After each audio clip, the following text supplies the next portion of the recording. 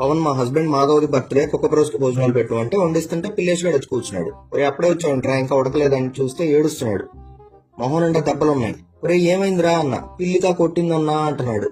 పిల్లికి ఎవర్రా అన్న. మావిడన్నా అన్నాడు. ఎందుకు కొట్టింది అంటే ఊరికే కొట్టిందంట. సరే నువ్వు చికెన్ తినేసి వెళ్ళి పిల్లికని పిలుచుకొని రాపో అంటే తినేసి వెళ్ళి పిల్లికని పిలుచుకొచ్చాడు. అన్నా తీసుకొచ్చాను అన్నా అన్నాడు. పిల్లిక అంటే నువ్వేనా అంటే అవునన్నా అంది. ఎందుకు కొట్టేవాడిని అని అంటే రోజు బిర్యానీ తినొచ్చి మూతి వాసన చూడు అంటున్నాడు అన్న, కోపం వచ్చి కొట్టాను అని.